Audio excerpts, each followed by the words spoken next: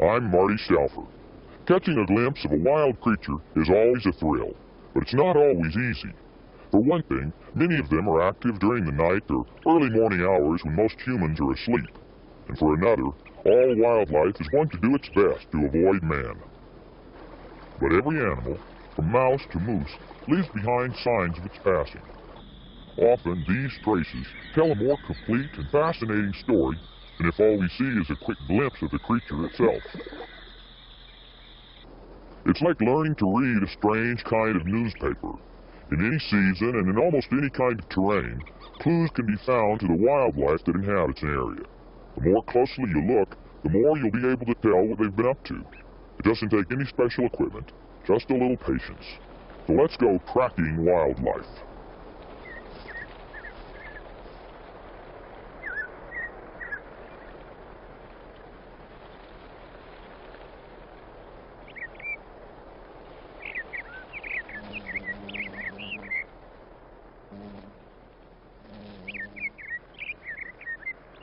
The beauty and richness of the natural world is an open invitation to use all of our senses. Even a family picnic can become an adventure in observation, as I often discover on outings my wife Diane and my daughter Hannah. Look at these neat little flowers that kind of look like an elephant's head. Let's call Dad. Hey, Dad! Come on over here, look what we found. What is it? What do you have? Little elephant heads. Elephant head what? Flowers? Yeah. They do look like little elephant heads, don't they? There's the trunk. What else? Ears and eyes. Ears and eyes. Look at that. Those are cute little guys, aren't they? Mm-hmm. Those are cute. Okay, come here. I want to show you something over here. Listen, smell, and touch. One thing you can count on, there's always something new to be learned. Daddy, look at eye over this way. Come here, I have something to show you right here. Come here, look over here.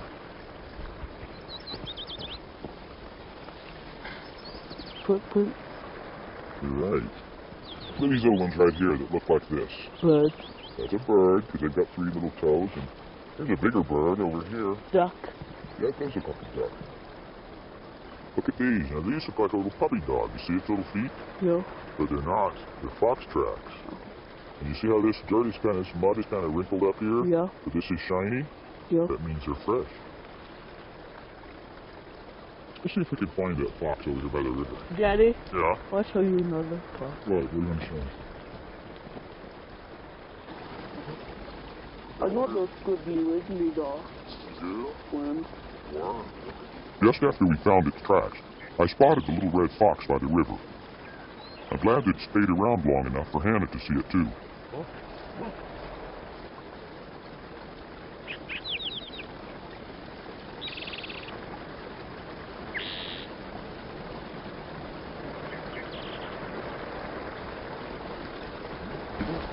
Look.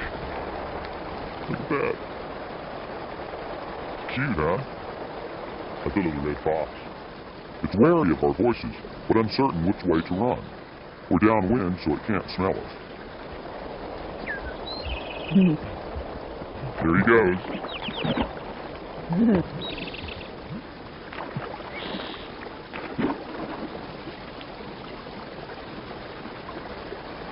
Come on, let's go look at some more tracks, okay? Come on.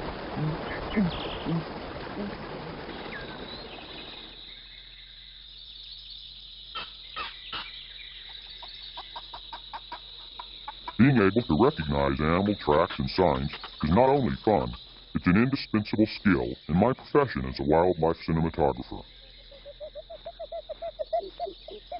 Before you can film an animal, you have to find it, and there's always a lot to see along the way.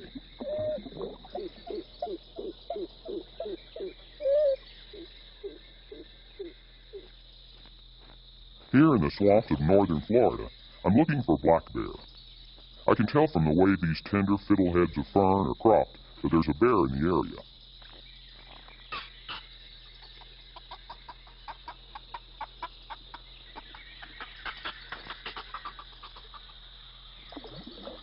glad I didn't meet up with this eastern diamondback rattlesnake the hard way. While crawling around in the brush, you must keep alert so that you don't stumble onto something you don't want to find.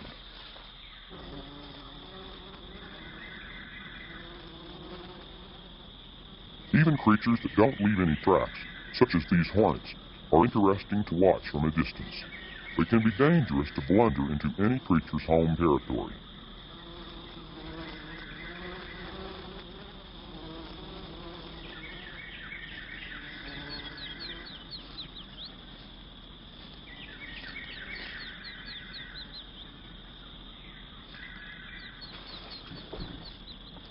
I can tell from the way the leaves are disturbed that a bear or bears has passed this way recently.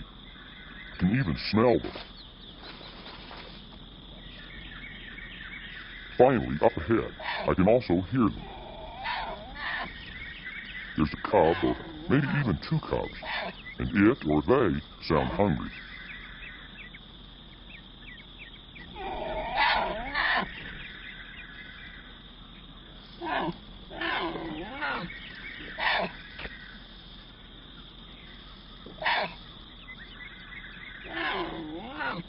There's no breeze to keep downwind of, so I approach cautiously. Just as I suspected, there are two cubs, and the mother seems ready to nurse them.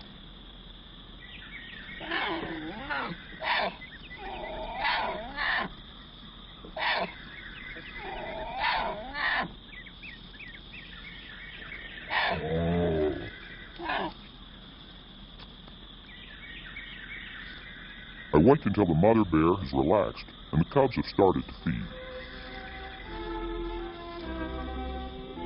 Then, by moving quietly and taking advantage of cover, I'm able to get close enough to even hear the cubs as they suckle and make their strange little purring noises.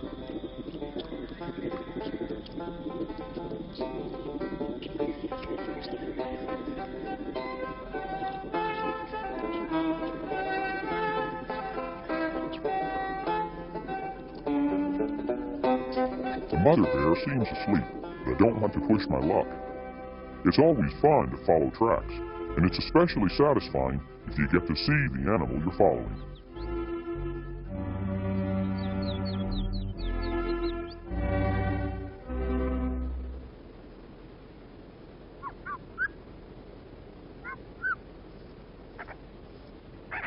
You'll improve your chances of seeing wild animals if you stop often to look around, and especially to listen.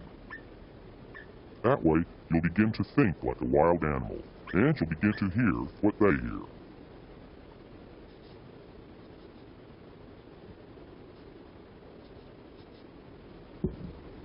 I discovered this handsome Colorado mule deer buck, not by following its tracks, but by tuning in to the sound of something scraping against a sapling.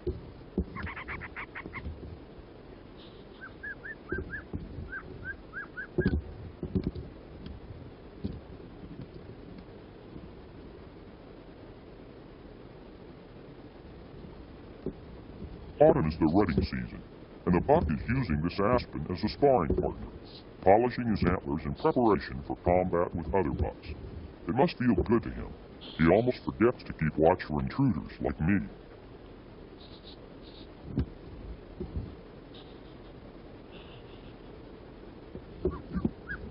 He's a beauty, but many male animals can be unpredictable at this time of year. I wait until the buck has moved on to take a closer look.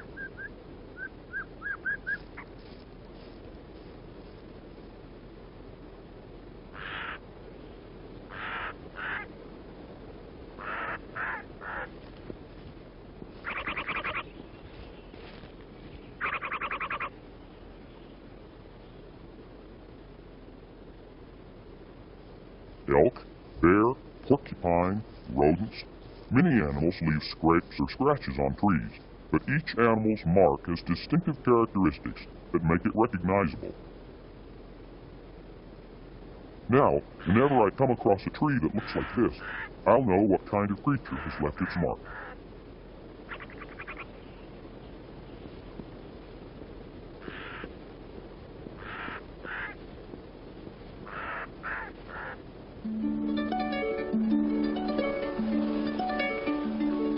Here in Ohio, autumn is the most spectacular of all seasons, with its brilliant display of color. But autumn is the hardest season for tracking wildlife. Many animals are out and about, busy feeding or mating, but the loose carpet of fallen leaves makes following a trail difficult, unless, of course, you're a fox and can track with your nose.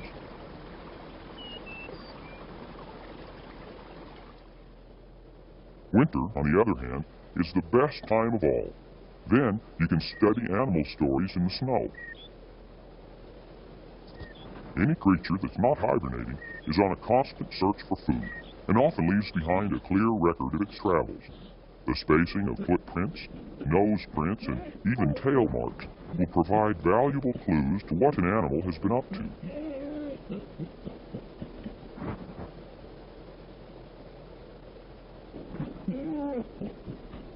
This red fox is hunting voles, which tunnel under the snow. Its tracks will show not only where the fox has been, but also the complete story of its hunt. Widely spaced tracks mean that an animal was running, either after prey or away from a predator. If you follow this kind of trail, you may discover the other half of the equation, in this case, a rabbit. What kind of rabbit? From the size of the tracks and their spacing, it's a cottontail. Of course, it helps to know what geographic range a creature is likely to be found in. With a sharp eye, you'll learn to spot nibbled twigs and grass that mark a feeding or resting place. Birds, too, leave obvious markings, the remains of seeds or berries, and sometimes less apparent signs, like the marks of their beaks or wing prints where they've landed or taken off.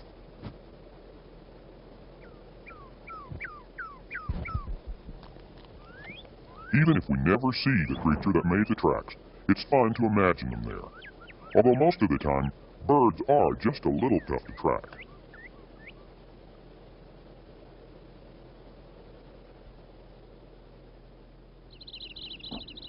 Tracking larger mammals, like this moose in Wyoming's Grand Teton National Park, means going farther from home, but the basic signs are still the same. Besides footprints, an animal's droppings, or scat, can provide a lot of information, such as what kind of food it's eating, or how long ago it was in the neighborhood.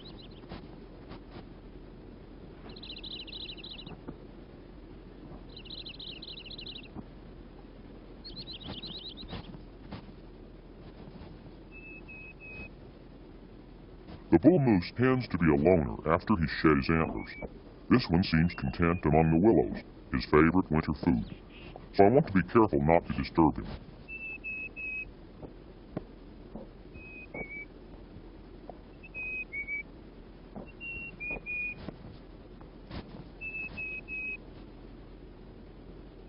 After seeing the moose, I'm inspired to take a snow coach trip into nearby Yellowstone National Park.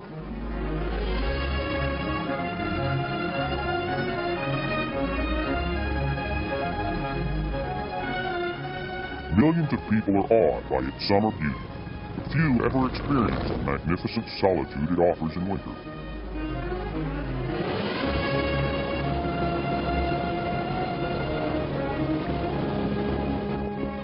Practically the only living creatures for hundreds of square miles are wild ones, like these mule deer. And all the natural features the park is noted for, such as steaming geysers, are at their most breathtaking.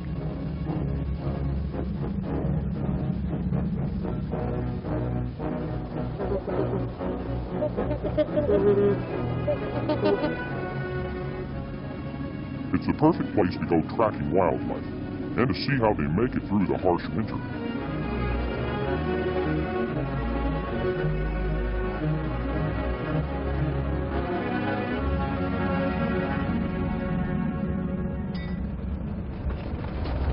Can you believe it's so cold?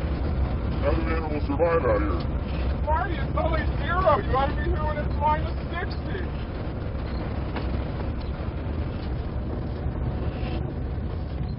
After a beautiful drive, I arranged for the snow coach driver, Gail Richardson, to let me off, and then pick me up again later in the day. This looks like a good spot in here. Let me out of here. What are you gonna do? Have a little wildlife tracking expedition that I'm gonna go on here. Oh, well, this should be a good night, Sarge. Yeah, see you later, thanks. All right, well, good luck. Okay, thanks.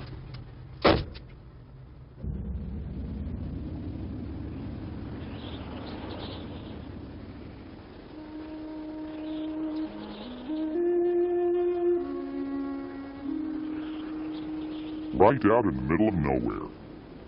One of my favorite places to be. And there at my feet, I find the first tracks.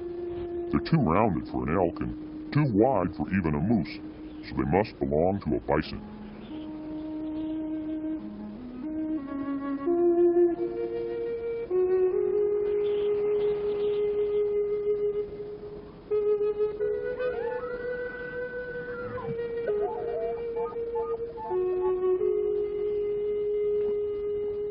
The bugle of an elk in the distance tells me there may be other surprises ahead.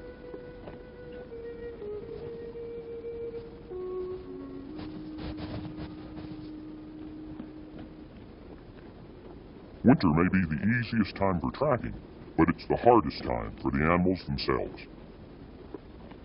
Every last ounce of energy must be used to take in more energy. What meager food can be found goes towards simply maintaining body heat.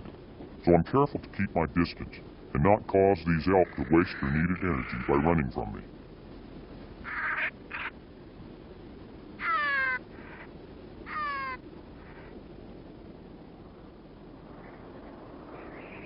Following the tracks into the next valley, I surprise a coyote at a bison carcass, another reminder of how precarious nature's balance can be.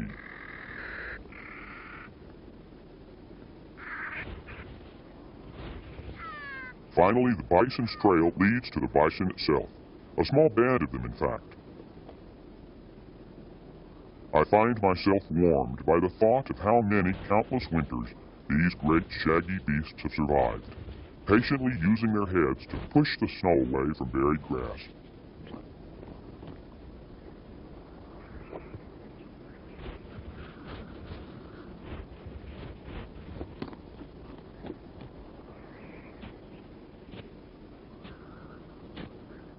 As I leave the bison behind and climb a wind-swept ridge, I come across another surprise, a band of Rocky Mountain bighorn sheep, foraging where the snow is thin.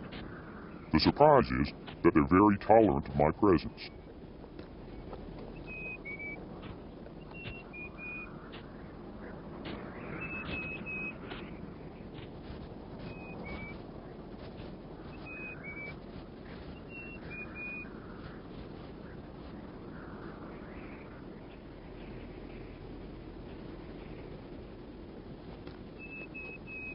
Bighorn sheep are among my favorite wild animals, so I feel right at home with this herd. But it's getting late, and reluctantly I begin to retrace my own tracks, glad to know that this herd seems in healthy shape, fit for the cold months ahead.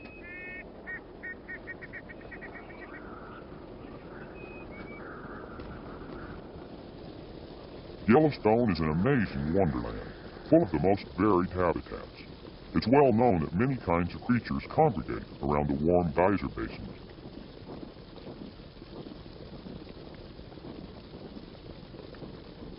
I don't find any sign of larger animals, but I'm fascinated by the tiny brine flies that live and mate and die between this warm, wet earth and the freezing air a few inches above.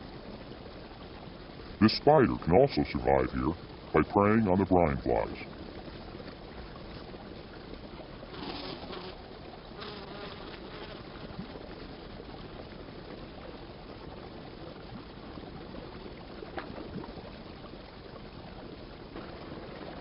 Mineral deposits make a strangely colorful backdrop to this activity.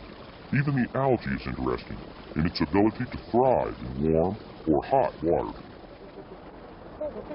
And these trumpeter swans, equally at home in ice water, are a reminder that once you start tracking wildlife, there's no end to where it might lead. Just as all creatures' lives are interconnected, so are their trails.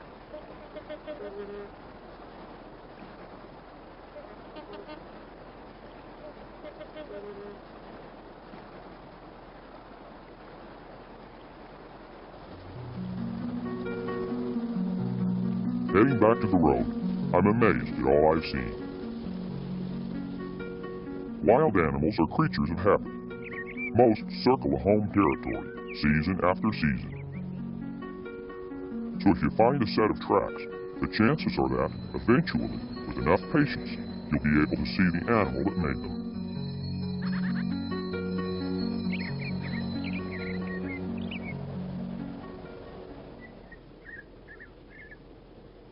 If you want to learn more about tracking, the best help you can give yourself is a field guide to animal tracks.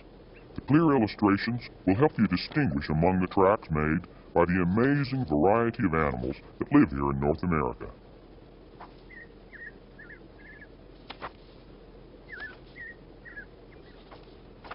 A good guide will also describe the other signs made by an animal and point out differences in age, sex, and even the speed of travel. A walk along a riverbank or a beach, or through fields and woods, will always reveal fascinating clues. Twigs chewed off by a beaver. Tree bark scraped off by a deer, a porcupine, or even a bear. A regurgitated owl pellet, full of the undigested fur and bones of its prey, from which you can tell what it's been eating.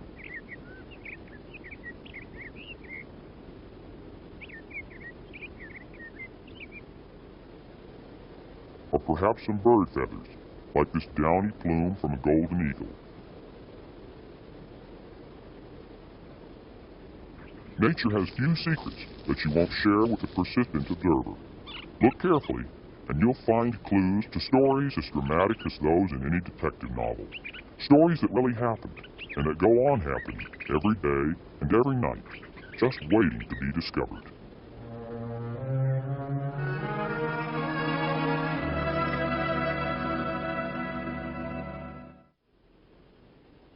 Nature is full of messages.